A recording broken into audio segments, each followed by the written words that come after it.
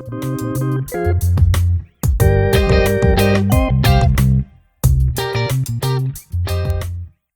vous êtes amateur de vieux millésimes ou que vous avez hérité de la cave familiale, vous avez peut-être déjà croisé des bouteilles estampillées d'un tampon ou d'une étiquette des établissements Nicolas. Pendant près de 50 ans, cette société de distribution de vins créée à l'époque de la Restauration a édité presque chaque année un catalogue pour les fêtes présentant une sélection de grands vins et de vieux millésimes parmi les meilleurs de sa collection. Mais il ne s'agissait pas d'un catalogue de vente comme un autre, et chaque édition de la liste des vins fins de la Maison Nicolas était particulièrement attendue par les clients. Aujourd'hui, la collection complète de ces catalogues est devenue rare, et certains exemplaires font même l'objet d'une véritable spéculation dans les cercles d'amateurs. Le graphisme de ces catalogues, la sélection des crus ou encore la mise en avant des plus grandes bouteilles ont beaucoup à nous apprendre sur l'évolution du marché du vin en France depuis l'entre-deux-guerres jusqu'aux années 70. Et c'est pourquoi j'ai choisi de vous raconter aujourd'hui l'histoire de la liste des vins de la Maison Nicolas.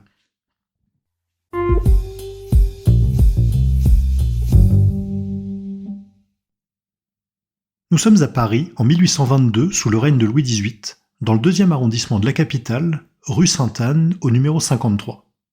C'est là que depuis peu, le marchand de vin Louis Nicolas a installé sa boutique avec une idée révolutionnaire pour l'époque.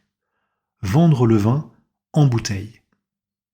En ce début de 19e siècle, quand ils ne le consomment pas directement sur place, les Français achètent encore leur vin en tonneau.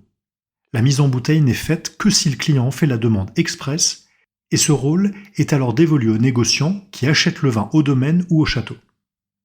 La mise en bouteille à la propriété est encore rarissime à l'époque, mais déjà recherchée par les plus grands œnophiles, comme en attestent notamment les lettres de Thomas Jefferson, ambassadeur des États-Unis en France à l'aube de la Révolution. Je vous ai raconté cette histoire dans un précédent podcast, et si vous ne l'avez pas encore découverte, je vous renvoie à l'épisode 11 de la première saison, le vinaigre des milliardaires. La vente en bouteille rencontre vite le succès espéré, et en 1840, Louis Nicolas innove à nouveau en devenant le pionnier de la livraison à domicile. Grâce à plusieurs dépôts à travers l'Île-de-France, il propose à ses clients de Paris et de l'approche banlieue de leur livrer les vins directement chez eux, ce qui contribue au succès de la maison. En 1898, Louis Nicolas confie la direction de la société à son fils Étienne, et à l'aube du XXe siècle, la maison possède 42 boutiques. 20 ans plus tard, elles seront plus de 130 concentrées autour de la région parisienne. Étienne Nicolas n'est pas qu'un gestionnaire avisé, c'est aussi un homme de son temps, sensible à l'émulation artistique qui agite le Paris de l'entre-deux-guerres et qui comprend vite l'intérêt de collaborer avec des artistes pour renforcer son image de marque. Il fait appel au dessinateur Dranzy, qui conçoit pour lui en 1922 le personnage de Nectar, qui incarnera la marque pendant des années. En 1926, impressionné par les œuvres présentées à l'exposition des arts décoratifs l'année précédente, il demande à l'architecte Pierre Patou de concevoir sa nouvelle boutique dans le plus pur style art déco. Patou deviendra l'un des plus célèbres architectes de son temps en dessinant les Galeries Lafayette en 1932, en signant l'aménagement intérieur du célèbre paquebot Normandie en 1935, et il sera choisi en 1946 pour reconstruire la ville de Tours détruite par les bombardements. Mais ce qui va contribuer à différencier la Maison Nicolas de ses concurrents au cours du XXe siècle, c'est l'idée de publier à partir de 1928 un catalogue de fin d'année présentant les plus belles bouteilles de la cave.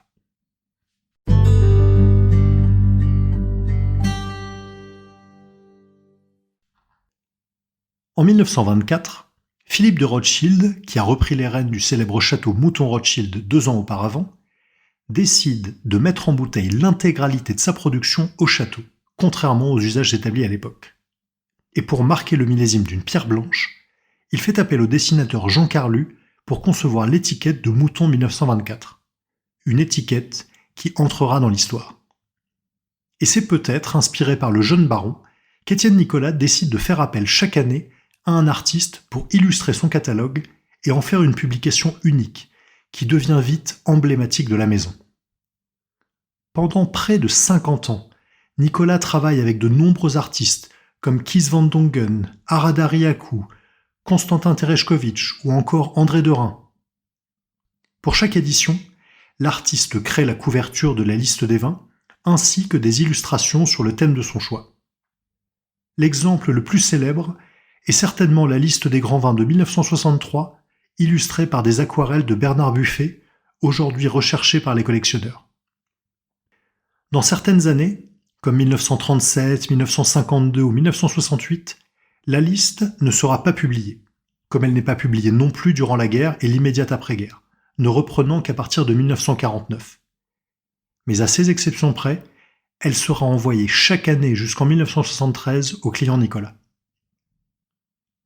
Au-delà de la qualité esthétique de son graphisme, la liste des grands vins présentait surtout chaque année une sélection de tout premier ordre des meilleurs vins de France, faisant la part belle aux bouteilles de Bordeaux ou de Bourgogne, mais aussi aux crus d'Anjou, du Jura ou d'Alsace. On y trouve des vins sans mention de leur domaine d'origine, comme ce Châteauneuf-du-Pape 1924 proposé à 15 francs dans la liste de 1933, mais aussi des vins de propriété, comme le Château des Pierrets à Savenières ou le Château Suduiro à Sauternes. Les Bordeaux rouges représentent la majorité des vins au catalogue dans les années 30, comptant pour près des 2/3. Et si cette proportion tend à diminuer avec le temps, c'est encore près de la moitié de la liste qui est consacrée aux Bordelais en 1973. On retrouve chaque année les vins de Bourgogne, largement représentés en rouge comme en blanc, et les premières listes proposent également une prestigieuse sélection de champagne de maisons comme Krug, Pommery, Roederer ou Bollinger. Curieusement, les champagnes disparaissent de la sélection après-guerre, et je n'ai pas réussi à trouver la raison de ce changement. Peut-être ont-ils simplement fait l'objet d'une publication séparée. Néanmoins, l'évolution de la liste au fil du temps illustre tout de même certaines tendances qui ne manquent pas de nous surprendre si on considère le marché du vin de nos jours. Et ces changements témoignent de l'évolution du goût et des préférences des amateurs français au cours du XXe siècle. La catégorie des vins blancs de Bordeaux en est le meilleur exemple. Dans chaque catalogue, on trouve une sélection qui varie entre 20 et 50 bouteilles de différents châteaux dans différents millésimes, mais quasi exclusivement des vins liquoreux. Château Climins, Guiraud, Suduiro ou La Tour Blanche, sans oublier le premier d'entre tous, Château d'Yquem. Jusqu'à la fin des années 60, les seuls vins blancs de Bordeaux proposés dans la liste sont des liquoreux, et ce n'est qu'à partir de 1966 qu'on commence à trouver des blancs secs et encore sur quelques rares références de Château Carbonieux, la Ville Aubryon et Aubryon Blanc. Ce qui semble aujourd'hui une anomalie n'en est pas une à l'époque où les vins du Sauternais sont considérés parmi les plus grands vins de France. Dans la liste de 1958, Château Climins 1929 est proposé à 1000 francs, soit le même prix que le Montrachet 1929 ou Pichon-Lalande 1928. Un autre élément qui illustre la notoriété des vins doux et liquoreux, bien plus grande à l'époque qu'elle l'est aujourd'hui, est la présence dans les années 60 et 70 de nombreux Riesling allemands au catalogue, dont certains parmi les bouteilles les mieux cotées, comme ce Brauneberger Uferauslese 1959, produit dans la vallée de la Moselle, et listé à 50 francs, au même prix qu'Yquem 49 ou Cheval Blanc 47 dans la liste de 1969. Dans la même veine, on pourrait citer les vins du Jura, avec le Château Chalon sortant plus cher que le Corton Charlemagne. Ces exemples soulignent bien l'évolution de notre goût par rapport à celui de nos parents ou de nos grands-parents, mais ils mettent également en lumière un changement par rapport à une époque où l'on vendait et où on buvait les vins plus vieux qu'aujourd'hui. Car le cœur de la liste, ce sont les vieux, voire les très vieux millésimes.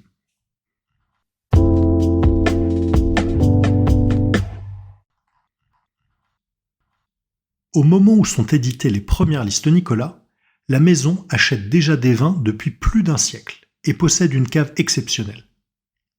À l'époque, on attend d'un négociant qu'il garde les vins des meilleures années en cave jusqu'à ce qu'ils soient prêts à boire, ce qui s'explique aussi par le fait que, la maîtrise de la vinification n'étant pas aussi aboutie qu'elle l'est aujourd'hui, les vins demandaient souvent plus de temps pour trouver leur équilibre et s'affiner, notamment au niveau des tanins. Pour vous en donner un aperçu, j'ai sous les yeux la liste des grands vins 1969, dont voici quelques exemples. Chablis-Lévaillon 1959, 10 francs. Meursault-Perrières 1952, 18 francs. Mazy-Chambertin 1961, 20 francs. Grands et Chezot 1923, 26 francs. Et pour les grands vins de Bordeaux, on remonte encore plus loin dans le temps, avec un Château Montrose 1947 à 30 francs, Gazin 1928 à 30 francs, Aubaïm 1900 70 francs et Gruau-Larose 1868 70 francs. Oui, vous avez bien entendu, en 1969, Nicolas proposait à ses clients d'acheter des vins centenaires dans son catalogue de fin d'année. Mais ces bouteilles, classées dans le catalogue comme prestigieuses, faisaient l'objet d'un soin particulier. Elles ne pouvaient être commandées qu'en quantité très limitée et pour un jour précis. Chaque bouteille était ensuite ouverte dans les caves Nicolas et le vin décanté avant d'être livré le jour même de la dégustation. On trouve à l'époque des vins du domaine de la Romanée-Conti au catalogue, comme certains millésimes de Claude Tart, de Lafite Rothschild ou de Pétrus. À Bordeaux, la hiérarchie de 1855 est à peu près respectée, avec les premiers comme Latour ou Lafite, proposés au double du prix des seconds comme Léoville-Lascaz ou Montrose. Mouton Rothschild, qui n'est encore qu'un second à l'époque, vaut presque autant que les premiers. Le millésime 1955 est proposé à 40 francs, quand Aubryon est listé à 42 francs. En Bourgogne, en revanche, la situation est bien différente.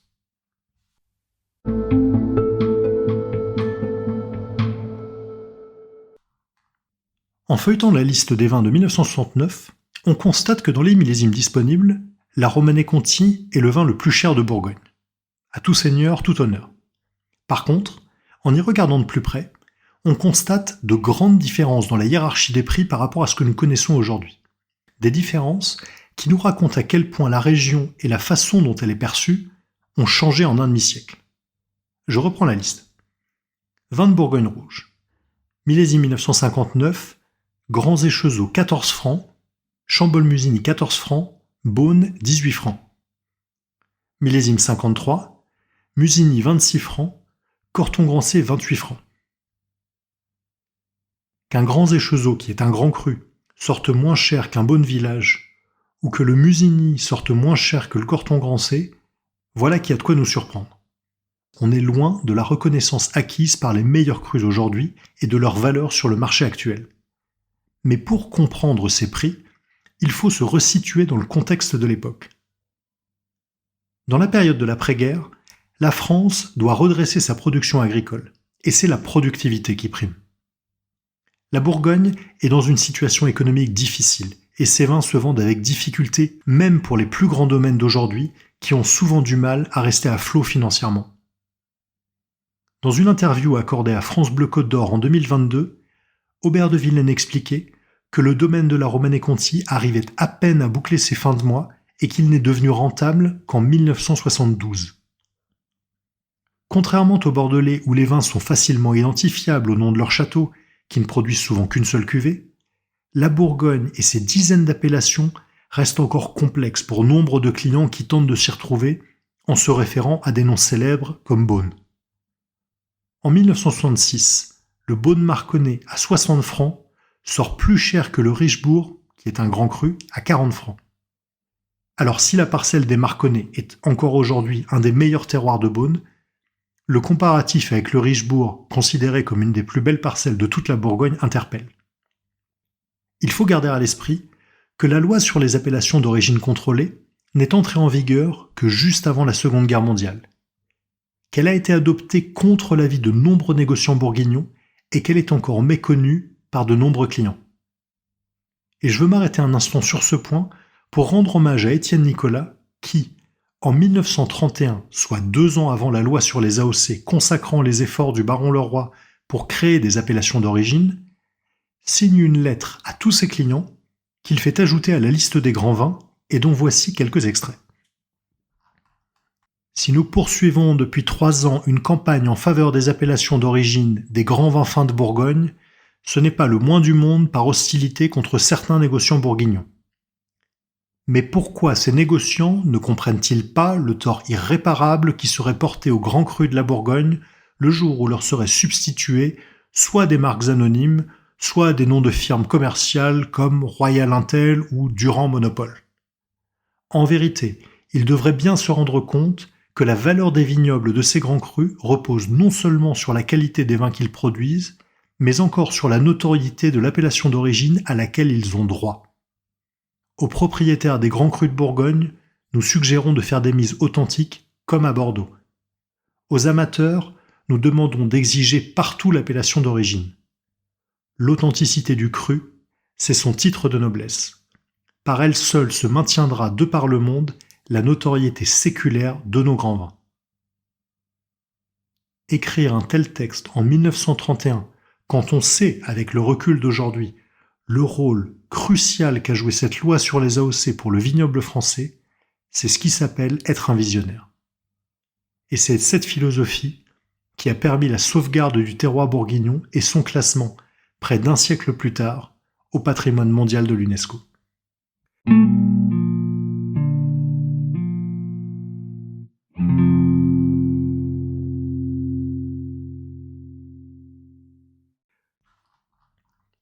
Pendant 150 ans, la Maison Nicolas a incarné l'excellence à la française dans le vin, symbolisée par ces fameuses listes que l'on peut encore trouver ici et là dans des vides-greniers, chez des libraires ou sur Internet.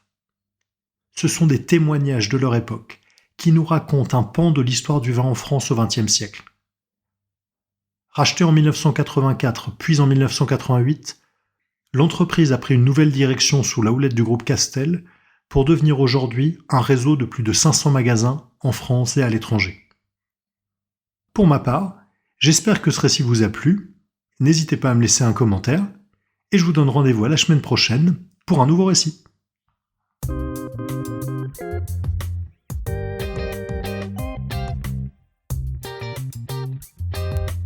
Histoire de vin, un podcast pour découvrir et explorer le monde du vin avec Étienne Pommier.